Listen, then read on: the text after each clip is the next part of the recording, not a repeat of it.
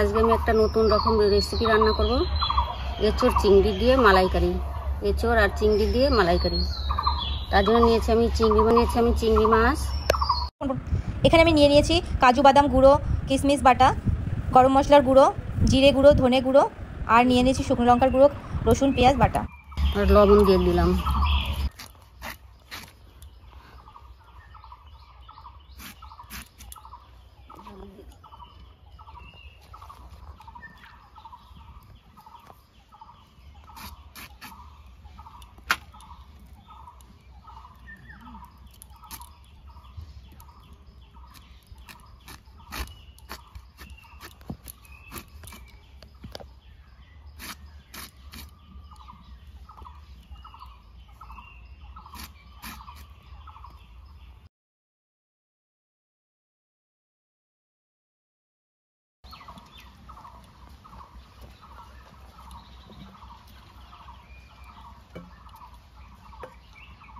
এবার এটা সিদ্ধ হয়ে যাচ্ছে, আটাটা দিলাম এর জন্য আটাটা একদম চলে যাবে।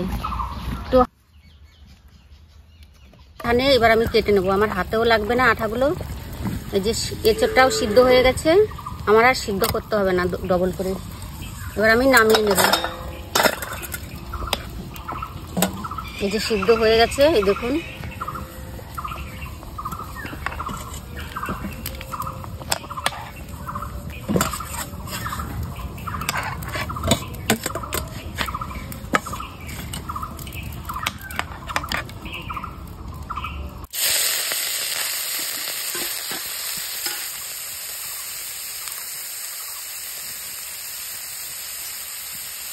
আমার এঁচোড়টা ঠান্ডা হয়ে গেছে, দেখেন একটু হাতে আঠা লাগছে না। এইভাবে সিদ্ধ করে নেবেন আপনারা, একটু হাতে আঠা লাগবে না। আর এঁচোড়টাও সিদ্ধ হয়ে গেছে, এবার রান্না করলেই আমার হয়ে যাবে।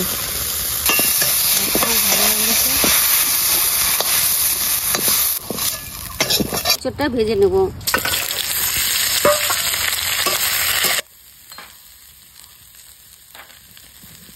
কষিয়ে নিলাম, এবার আমি এঁচোড়টা নামিয়ে রাখবো। তেজপাতা,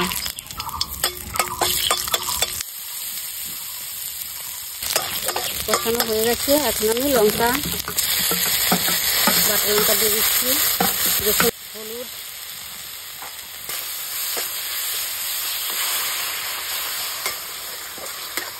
দিয়ে দিচ্ছি, কাশ্মীরি লঙ্কা গুঁড়ো, মশলা দিয়ে তেল বেরোচ্ছে। এবার আমি এঁচোড়গুলো দিয়ে দেবো।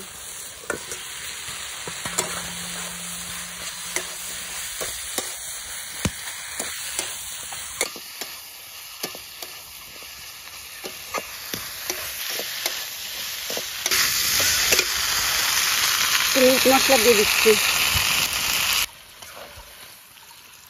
দিয়ে দেবো। কিছুক্ষণ আমি কিশমিশ বাটা দিয়ে দিচ্ছি, কাজুর গুঁড়ো, গরম মশলার গুঁড়ো,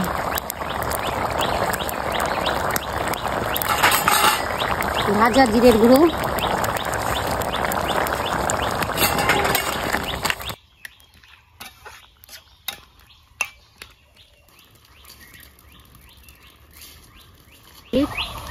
খুব সুন্দর হয়েছে।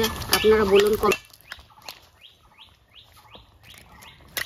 বন্ধুরা ভালো লাগলে শেয়ার করবেন, কমেন্ট করবেন আর লাইক করবেন। আর আপনারা এইভাবে রান্না করে করবেন, দেখবেন ভালো লাগবে।